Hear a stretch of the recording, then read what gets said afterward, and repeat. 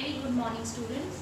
Today we will be covering one language topic. This English language topic is chapter number 3, transitive and intransitive verbs. Okay, so today we will be studying these two types of verbs, transitive and intransitive. Okay, so let's get inside this chapter to see what all points we need to cover. For getting to know about transitive and intransitive verbs, we need to do a little bit of revision, okay, what you have done in your previous classes. A sentence can be divided into two parts, the subject and the predicate. I know students, you are aware of this fact, right? When we have a sentence, it has two parts, a subject and a predicate. What is a subject? To find the subject of a verb, we ask the question who or what plus the predicate. So when you want to know who is the subject or what is the subject in the sentence, you will ask who or what in the sentence and you will come to know which particular part of the sentence is the subject. Okay? And what about the predicate?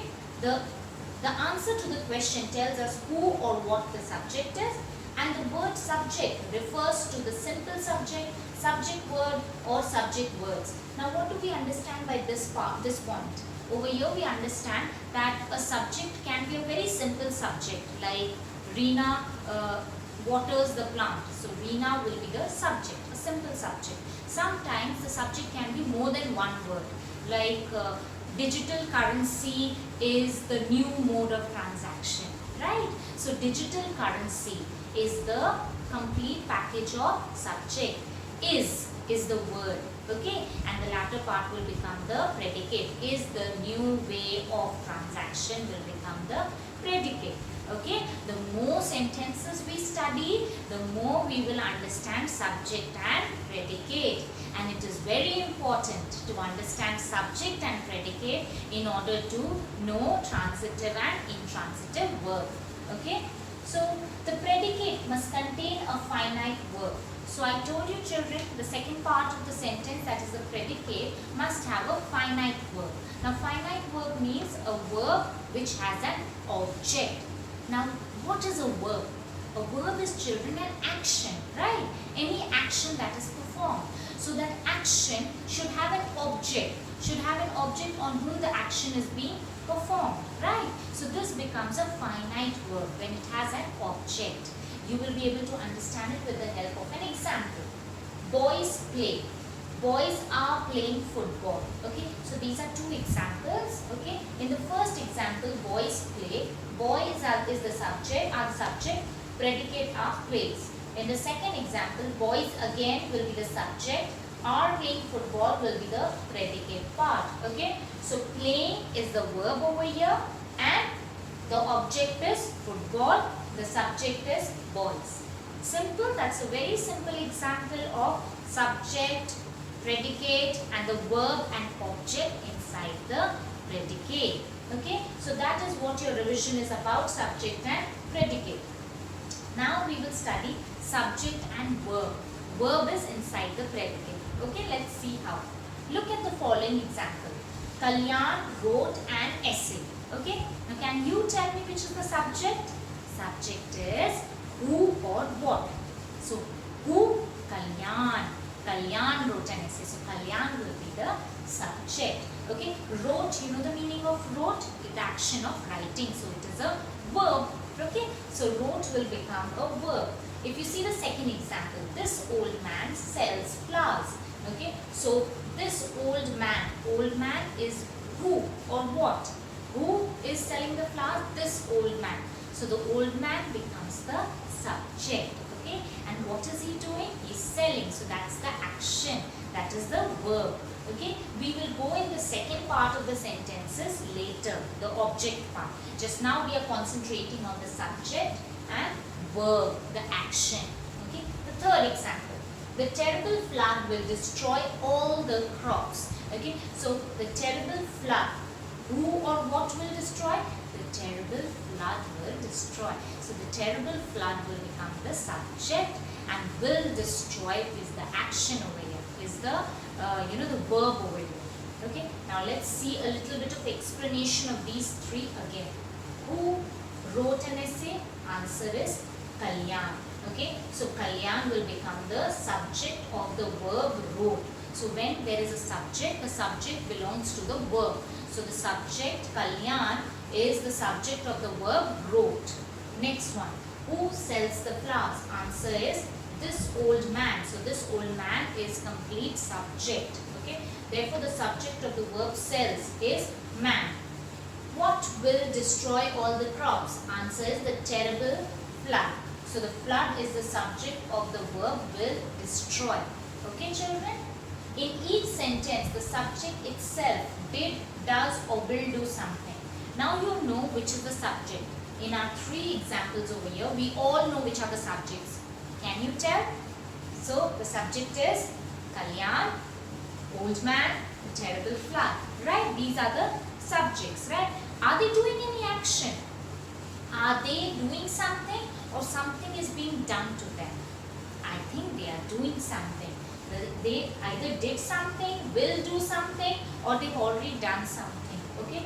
The verb wrote tells us what Kalyan did. So Kalyan performed an action. This subject is doing some action. The action of writing. Next one, in B, the verb sells tells us what this old man does. So the subject over here is the old man and he's doing an action of selling. So our subject is active. He's doing some action. The verb will destroy tells us what the flood will do. So the flood over here is the subject and it's doing an action of destroying. So it is performing an action. Okay. So the person or thing which did, does or will do something is the subject of the verb. In other words, it is the subject which acts. So over here we realized that our subject is performing an action and that is why it is the subject of the verb. Okay. Let's see some other point. The other point. Second. Now look at the same sentences written in a different way. Now I will reorganize the words. Now when I reorganize the words, then we will get a different type of a sentence and we will see the object and subject will change. How? Let us notice over here. The essay was written by Kalyan. Okay? Which was the previous sentence? Kalyan wrote the essay. Right? Now it is the essay was written by Kalyan. Okay? Next one. Flowers are sold by this old man. Okay? The previous sentence was the old man sells the flowers. Right? All the crops will be destroyed by the terrible flood. The terrible flood will destroy all the crops. Right? So these were the words have been rearranged. Okay? What difference are we getting? To find the subject again. How will we find the subject? Which were the 2 words to help us find the subject? Who or what? Let's try applying it over here. Okay? What was written by Kalyan? Answer is the essay. So when we are asking the question what now, we are getting the answer essay. So now our subject is essay. Okay? The next one. So essay is the subject of the verb was written. The verb is the same, was written. Okay? The action of writing is the verb. So it is was written. Okay? But the subject is what was written. This question what has to be asked. So we are getting the answer, the essay. What are sold by this old man? Flowers. So our question has to begin with who or what and our subject has changed. Now the subject is the flowers. Okay? Flowers therefore is the subject of the verb are sold. What will be destroyed by the flood? All the crops. So all the crops will be destroyed. You have to ask the question who or what. When we were doing it in the previous sentence, we had different subjects. Now in these rearranged words, we are having different subjects. Now the subject is the essay, the flowers, the crops. These are the new subjects. So crop is the subject of the verb will destroy. Indeed, the subject essay did not do anything. Okay, now we'll get back to this point, okay? In the sentence, the essay was written by Kalyan. Okay, now the subject over here is the essay, right? We have just discovered. Now, is the subject doing any action, children? The subject is doing any action? like the essay was written by Kalyan. So I can see that in this sentence, Kalyan is doing an action of writing, and because of his action of writing, the essay we are receiving, right? We are getting the essay. So the essay is not doing anything. The essay is just, inactive. It is not doing any action. But in the previous sentence, children, the subject was doing an action. Kalyan was doing an action. Kalyan wrote an essay. So our subject was active. He was doing an action. Kalyan was our subject and he was doing an action. But in this sentence, the essay is not doing any action. Okay? So in the next one, in E, the subject flowers does not do anything. Flowers are sold by this old man. So who's selling the flowers? The old man is selling. He is doing an action. The flowers are not doing anything. They're just getting sold, right? The action is being performed on them. So the flowers are inactive. It's not performing any action. In F, the subject crops will not do anything. So the crops are getting destroyed. So the action is being performed on it. They are not doing any action, right? The terrible flood is doing an action and the crops are getting destroyed. So the action is being performed by the terrible flood. Okay, children? I hope it's quite clear. Over here, when we rearrange the words, the subject has changed and these subjects are not performing any action. Okay? So these subjects do not act. Something is done to them or they are acted upon by somebody or something else. Verbs also tell us what is done to some person or thing. So sometimes, children, verb tells us what the subject is doing. Okay, like in this example, the verb wrote is telling us what Kalyan, the subject, is doing. Right? The verb is telling us what the subject is doing. And sometimes the verb tells us, the verb over here was written, tells us what is being done to the subject. So the action of writing is being performed on the subject, the essay. So sometimes it tells us what is being done to the subject. Okay, and there's a third category. Verb also tells us something more. A verb may not refer to an action. It may simply tell us what a person or thing is. So sometimes verb not necessarily tells us about an action. It is telling us about the state of a thing. It is not telling us, describing an action. It is just telling us what a simple thing is.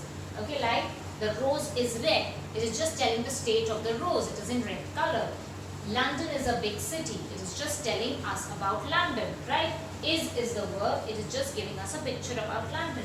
Kunal is very lazy. So it's just telling us about Kunal. So sometimes the verb is just telling us about the subject and the object. Okay. So over here we've understood that verb has three different roles. It is sometimes telling us what subject is performing an action, what action is being performed on the subject, and sometimes just telling us not about the action but simply tells us what the subject is. Okay, so now we will study two types of verbs, transitive and intransitive, depending upon its action being transferred. That we will study in the live class, transitive and intransitive verbs. I hope you understood about subject and predicate, which is a very important part about understanding transitive and intransitive verb. We will be doing a little bit of examples on this and then go to transitive and intransitive verbs. Thank you so much, students. Have a nice day.